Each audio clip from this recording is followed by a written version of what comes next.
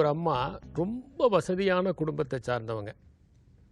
அதாவது அவங்க born with the silver spoon அப்படின்னு சொல்கிற மாதிரி ஒரு வாழ்க்கையை வாழ்ந்தவங்க. அந்த அம்மா அவ்வளவு சௌகரியமாக வளர்ந்து அவங்கள கல்யாணம் பண்ணி கொடுத்தாங்க. கல்யாணம் பண்ணி கொடுத்த உடனே அவங்க என்னென்னா, அவங்க நல்ல வசதியான இடத்துல தான் கல்யாணம் பண்ணி கொடுத்தாங்க. அவர் ஒரு பெரிய பிஸ்னஸ் பண்ணிகிட்டு இருந்தார். எல்லாம் நல்லா போயிட்டு இருந்தது. இந்த பணம் வரும்போது நம்ம ரொம்ப ஜாக்கிரதையாக இருக்கணும். புகழ் வரும்போதும் ரொம்ப ஜாக்கிரதையாக இருக்கணும். ஏன்னா இதெல்லாம் வர்ற மாதிரி வந்துக்கிட்டே இருக்கும். திடீர்னு பார்த்தீங்கன்னா உங்களை கீழே போட்டுரும். அது மாதிரி இந்த அம்மாவுடைய ஹஸ்பண்ட் என்ன பண்ணாருன்னா, நான் நிறைய பிஸ்னஸ் பண்ணிக்கிட்டு இருந்தார்.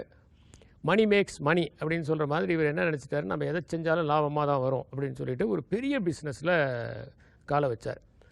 அந்த அம்மா அதிகமாக இதிலெல்லாம் கணவன் எதை செய்கிறாங்களோ அதில் நிறைய குடும்பங்களில் பெண்கள் தலையிட மாட்டாங்க.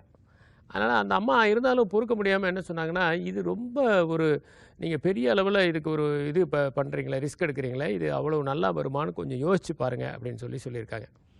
உடனே இவர் சொல்லியிருக்காரு, என்ன நம்ப மாட்டேங்கிறியா, இந்த அத்தனை சொத்தையும் நான் சம்பாரித்து தான் வாங்கினேன், யாரும் கொடுத்து வந்ததில்லை, நான் என்கிட்ட உனக்கு குண்டு மணியை நான் அடகு வச்சுருப்பேனா அப்படின்னு சொல்லி கோவமாக பேசிட்டார். எப்போவுமே கோவமாக பேசாத கணவர் கோவமாக பேசணுன்னு இந்த அம்மா அப்படியே சுருங்கிட்டாங்க. அப்புறம் இவர் அந்த பெரிய பிஸ்னஸில் முதல்ல போட்டு செய்ய ஆரம்பித்தார். கொஞ்ச நாள் என்னாச்சுனாக்கா, அந்த பிஸ்னஸ் அவர் யாரை நம்பிலாம் இன்வெஸ்ட் பண்ணாரோ அவங்க எல்லாம் ஏமாற்றிட்டாங்க. கடைசியில் இருந்தது எல்லாமே போயிடுச்சு. அவ்வளோ பெரிய பங்களாவில் வாழ்ந்தவர் ஒரு சின்ன வீட்டில் போய் வாழ்ந்துக்கிட்டு ஒரு சாதாரணமான வாழ்க்கையை வாழக்கூடிய ஒரு நிலைமைக்கு தள்ளப்பட்டார். அப்போ அந்த அம்மா எந்த விதமான ரியாக்ஷனும் காமிச்சிக்கல. கணவர் என்ன ஆடம்பரமாக இருந்தப்போ வாழ்க்கையை அவங்க தொடங்கினாங்களோ, அல்லது தன்னுடைய சொந்த வீட்டில் வசதியாக வாழ்ந்தாங்களோ, அப்போ என்ன மகிழ்ச்சியோடு இருந்தாங்களோ அதே மகிழ்ச்சியோடு தான் அவங்க அந்த வீட்லேயும் இருந்தாங்க. இந்த சின்ன வீட்டில் வசதிகள் குறைவாக அவங்களே சமயத்தில் போய் பாத்திரங்கள்லாம் போய் வாங்கிட்டு வரணும், காய்கறி வாங்கிட்டு வரணும், அதுக்கு எந்த கடையில் கம்மியாக கிடைக்கும், எங்கே போனாக்க நல்லதாக கிடைக்கும், இப்படிலாம் பார்த்து இதுக்கெல்லாம் பழக்கமே படாதவங்க, ரொம்ப வசதியாக வாழ்ந்தவங்க. அப்படிப்பட்ட ஒரு வாழ்க்கையை வாழ்ந்தவங்க ஒரு சாதாரணமான ஒரு வாழ்க்கையை வாழ்கிறாங்க. அப்போ அந்த வழியாக அந்த பொண்ணுடைய கிளாஸ்மேட் ஒன்று வருது. அது இந்த பொண்ணு ஒரு பாம்ப் அண்ட் ஸ்ப்ளெண்டரில் பார்த்துருக்கு. ஒரு பெரிய வெஹிக்கிள் பயங்கரமாக காலேஜில் இறங்கும், நிறைய பசங்க அந்த பொண்ணுடைய கவனத்தை பெற முடியுமா அப்படின்னு சொல்லி நினைப்பாங்க. அந்த மாதிரி ஒரு பாம்ப் அண்ட் ஸ்ப்ளெண்டரில் இருந்த அந்த பொண்ணு நடந்து பரிதாபமாக போய் பொருள்கள்லாம் வாங்கிட்டு வரது பார்த்தோன்னா இந்த பொண்ணுக்கு ஆச்சரியமாக போச்சு.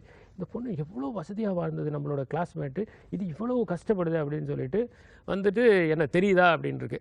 தெரியுது அப்படின்னா, இது நேர்மையான பொண்ணு, அதனால சொல்லிச்சு, தெரியுமே நம்ம 2 பேரும் ஒன்றா படித்தோமே அப்படின்னு. என்னம்மா இந்த மாதிரி பொசிஷனில் இருக்க, ஒன்றும் இல்லையா, நல்லா தானே இருக்கேன், வா வீட்டுக்கு வா, காஃபி சாப்பிட்டு போகலான்னு வீட்டுக்கு கூட்டிகிட்டு போய் ஒரு காஃபியை வச்சு கொடுத்துச்சு.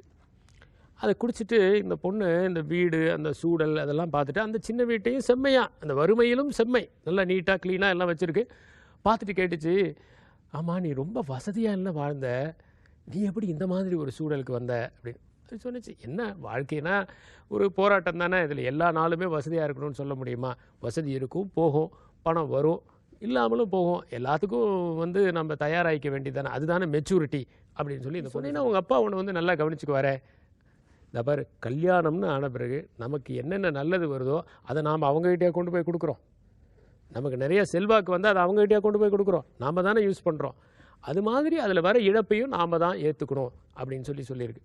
இதெல்லாம் முடிஞ்சோடனே கடைசியாக பொறுக்க முடியாமல் அந்த கிளாஸ்மேட் கேட்டிருக்கு, ஏம்மா உனக்கு இந்த வாழ்க்கை சிரமமாக இல்லையா அப்படின்னு. அதுக்கு சொல்லியிருக்கு, உண்மையான அன்பு இருந்தால் எதுவுமே சிரமமாக இருக்காது. நான் என் கணவரை உண்மையாக நேசிக்கிறேன், அதனால் இது சிரமமாக இல்லை. பணத்தினால் அவரை நான் நேசிக்கலை, அவருடைய நல்ல குணத்துக்காக நேசிக்கிறேன், அதனால் உண்மையான அன்பு இருக்கிற இடத்துல கஷ்டம். அன்பு தான் உறவுகளை தீர்மானிக்குது.